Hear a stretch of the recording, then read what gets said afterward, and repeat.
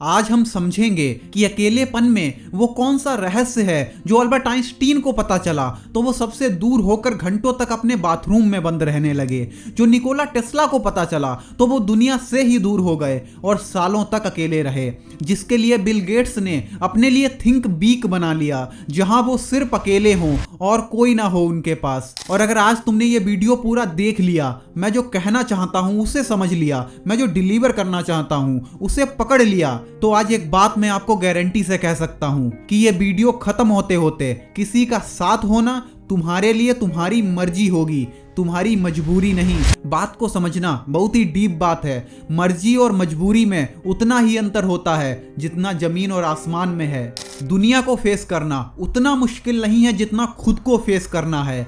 भीड़ के सामने बोलने में जो एंजाइटी और डर हमारे अंदर होता है, वैसा ही मिलता जुलता डर हमें अपने आप को, अपने विचारों को फेस करने में लगता है, अकेले होने पर लगता है। लेकिन जैसे भीड़ के सामने बोलने के डर को अपने अंदर से निकाला जा सकता है, वैसे ही इस डर को भी निकाला जा सकता है, अपने आप से मिला जा सकता है। इस अकेलेपन को खुद की ताकत बनाया जा सकता है। एकांत में रहना, अकेले रहना एक प्रतिक्रिया है।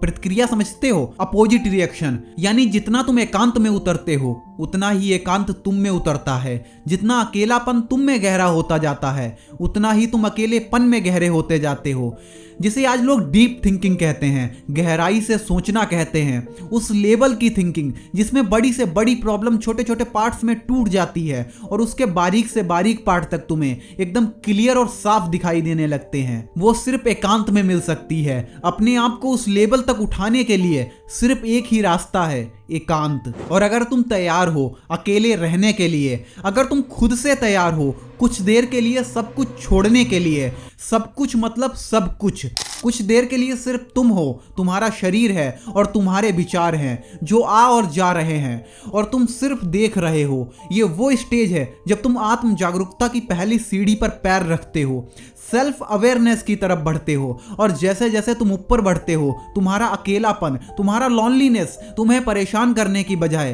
तुम्हें आनंद देने लगता है। मतलब फिर तुम खुद को जानने में इतने क्यूरियस हो जाते हो कि किसी के आने जाने का तुम पर गहरा प्रभाव नहीं पड़ता। तुम्हारी दूसरों पर इमोशनल डिपेंडेंसी कम होने लगती है। फिर तुम अलर्ट रहने लगते हो अपने प्रति, अपने काम के प्रति, अपने विचारों के प्रति।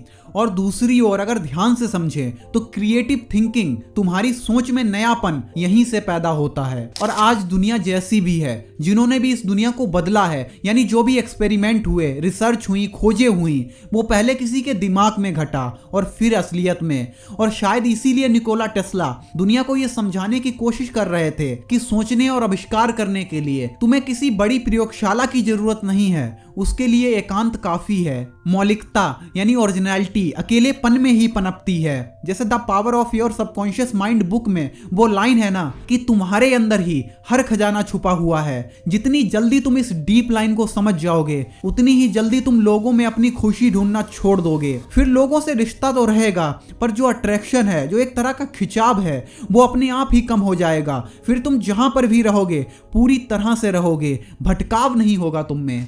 और एकांत ही वो जगह है जहां इंसान की सिक्स्थ सेंस काम करती है, क्योंकि ये काम ही तब करती है जब तुम पूरी तरह से फोकस होते हो, पूरी तरह से डूबे हुए होते हो अपने काम में। तब जाकर तुम्हें कुछ ऐसा दिखाई देने लगता है, अपने काम के सराउंडिंग कुछ ऐसी चीजें समझ में आने लगती हैं जो उससे पहले तुम्हें कभी दिखाई नहीं दी होती हैं। फिर तुम सिर्फ अपनी नॉलेज के बेस पे या कहें कि रटी रटाई चीजों पर काम नहीं कर रहे होते हो। फिर तुम्हारी बुद्धि, तुम्हारी कॉन्शियसनेस भी पूरी तरह से इन्वॉल्व होती है, काम कर रही होती है। तुम एक ही चीज को कई अलग अलग पॉइंट ऑफ व्यू से देख पाते हो और जो सबके समझ में नहीं आता है उसे समझ पाते हो। अब अगर तुम वीडियो को देखते देखते यहां तक आ गए हो ना, तो इन थोड़े से शब्दों में एक बहुत बड़ी बात है, उसे अपने साथ लेकर जाना। ऐसा नहीं है कि जिन आइडियाज ने इस दुनिया को बदला है वो उससे पहले किसी के दिमाग में नहीं आए होंगे, पर उस थॉट में वो खूबसूरती, वो यूनिकनेस, वो पोटेंशियल देखने के लिए जिस मानसिक शक्ति या कहें माइंड पावर की जरूरत थी, वो उन देखने वाले लोगों में थी ही नहीं।